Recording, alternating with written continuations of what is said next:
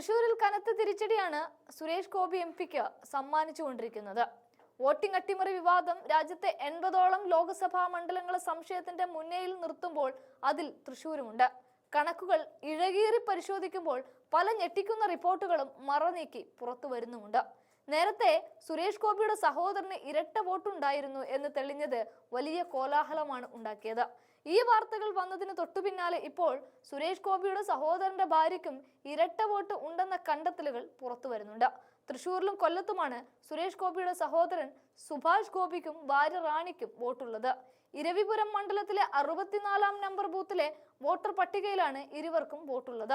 സുഭാഷിന്റെ ഇരവിപുരത്തെ മേൽവിലാസത്തിലാണ് കൊല്ലത്തെ vote. Voter പട്ടികയിൽ 1114, 1116 എന്നീ ക്രമ നമ്പറുകളിലാണ് ഇരുവരുടെയും പേരുള്ളത്. ലോക്സഭാ തെരഞ്ഞെടുപ്പിന് മുന്നോടിയായാണ് സുഭാഷ് ഗോപിയുടെയും ഭാര്യയുടെയും പേര് തൃശൂർ വോട്ടർ പട്ടികയിൽ ചേർത്തത്. തൃശൂരിൽ രണ്ടുപേരും വോട്ട് ചെയ്തു എന്ന കാര്യവും വ്യക്തമാണ്. എന്നാൽ കൊല്ലത്ത് വോട്ട് ചെയ്തിട്ടില്ലെന്നാണ് പ്രാഥമിക നിഗമനം. സുഭാഷ് ഗോപി തൃശൂരിൽ കൊടുത്തത് അച്ഛന്റെ പേരാണ്, എന്നാൽ കൊല്ലത്ത് നൽകിയിരിക്കുന്നത് അമ്മയുടെ പേരും. എന്തായാലും തൃശൂരിലെ വ്യാജ വോട്ടർ പട്ടിക വിവാദം മണിക്കൂറുകൾ കഴിയും തോറും കനക്കുകയാണ്. വോട്ടർ പട്ടിക ക്രമക്കേടിൽ കേന്ദ്രമന്ത്രി സുരേഷ് ഗോപിക്കെതിരെയും BJP നേതൃത്വത്തിനെതിരെയുമുള്ള പ്രതിഷേധവും ഇതോടൊപ്പം ശക്തമാവുന്നുണ്ട്. വോട്ടർ പട്ടിക വിവാദത്തിൽ മൗനം പാലിച്ചിരിക്കുന്ന BJPക്ക് ശക്തമായ തിരിച്ചടിയാണ് ഇപ്പോൾ ലഭിച്ചിരിക്കുന്നത്.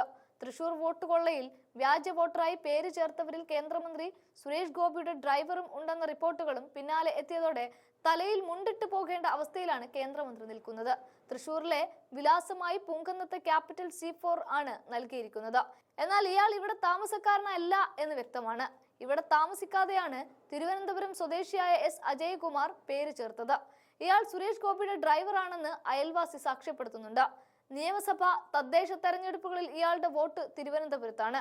ഇതിനുള്ള തെളിവുകളും ലഭ്യമാണ്. കഴിഞ്ഞ നിയമസഭാ തെരഞ്ഞെടുപ്പിൽ S അജയ്കുമാറിന്റെ പോളിംഗ് ബൂത്ത് ശാസ്തമംഗലത്തെ NSSHS-ലായിരുന്നു. വോട്ടർ ID നമ്പർ കേന്ദ്രീകരിച്ച് നടത്തിയ അന്വേഷണത്തിലാണ് സംഭവം വ്യക്തമായത്. ക്യാപിറ്റൽ വില്ലേജ് C4 ഫ്ളാറ്റ് ഉടമയ്ക്കും അജയ്കുമാറിനെ അറിയില്ല.